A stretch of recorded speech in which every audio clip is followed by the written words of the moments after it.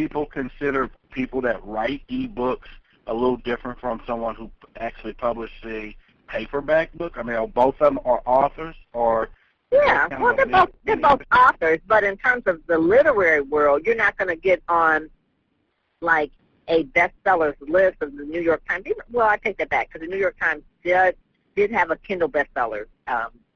They just started it this year. But there is a difference in the literary world. There's a snob appeal of self-published books versus going with the major houses, going with the Random House or the Simon & Schuster. There is a difference between having a physical book and an e-book. There's a difference between a hardcover and a trade paperback. So, yeah, there is a difference. It just depends on what you want to do with your book, with your message, with the overall, how does that fit into your overall brand, and why you're doing what you're doing. If you really want to be the person that is like known as the Maya Angelou or something like that, or Toni Morrison, then obviously, you can't really do an ebook. You've got to really do the traditional publishing and actually go to the writers' conferences like I'm doing. I'll be going to a writers' conference this weekend, a couple of them, and those are the ones that are pursuing the traditional publishing, and they are serious writers. But then if you are writing and that's just part of your whole mix of who you are as a brand, writing is one, and then you're also doing coaching, or you're also, trying to collect leads or whatever it is, you got to decide, what is the book going to do? What is the book going to do for you? I always ask that people, what is it this book is going to do for you? What do you want it to do for you? And it's real interesting, too, that what people say. And I can tell right away if they say, I want my story told to as many people as possible, and I went through this traumatic experience, and I came out, and this and that. And I said, oh, okay. I said, well, you should probably get that story in Gospel Today magazine and reach 50,000 people immediately with that story. And their face is like, oh. Or you could try and sell the book and maybe sell about 1,000. Yeah, I like to do that. Why? Because, again, the celebrity attached to having the name on the back of the spine. Okay? If you really, they really weren't truthful, because they weren't trying to get it out to as many people as possible. They really wanted to make sure that they were known to be telling that story, because they could get the story in the magazine and people just remember the story, but the book is something physical where they'll know the name is on the back of the spine and that there was an actual book and, that sort of thing. So, yeah, that is interesting. But, yeah, there's a difference between how the publishing industry views each one of those. But it just really depends on what you want to do with the book. The person who's doing the e-books doing $1,000, 1,000 books a month at 99 cents, she doesn't care, all right? She's getting paid. Her books are being read, and she is getting 1,000 books a month, 99 cents. She only had to write the book one time, and it's just gone. Yep, she put them on Smashwords.com. Set up for her future book.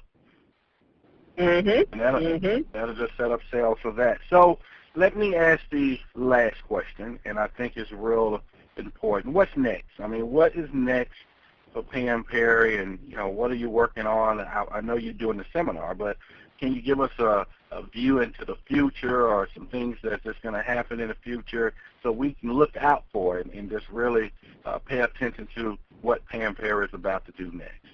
Yeah, well, one of the main things that my team and I, we've been talking about are really just doing almost like a university, so to speak. Right now I have like a coaching program, the PR 2.0 boot camp.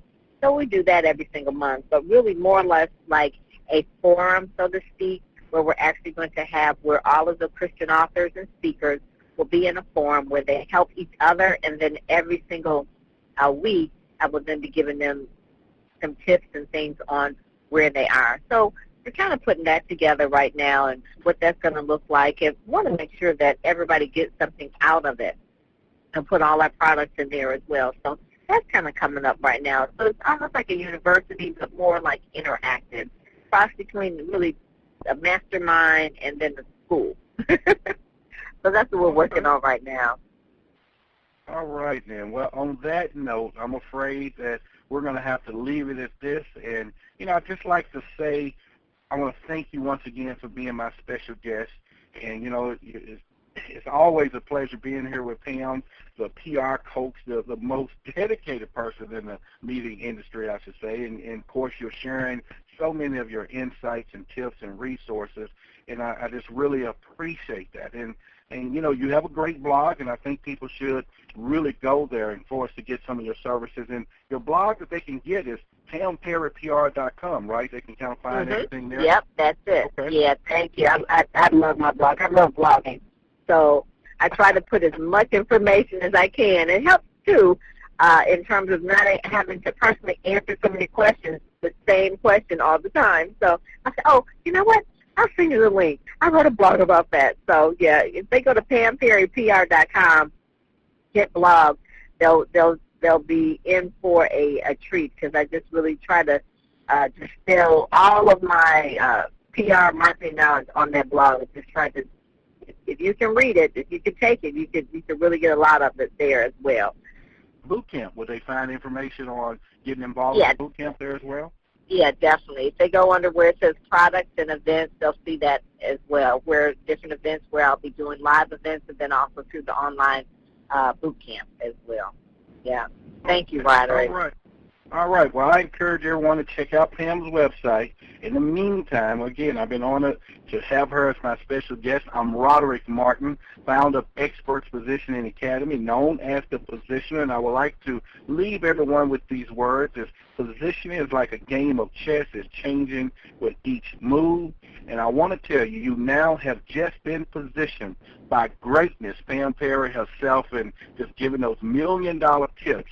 And now I want to tell you, it's your move. And I want to tell everyone good evening and good night. It's been a plum, pleasing pleasure as well as a privilege. And God bless you all.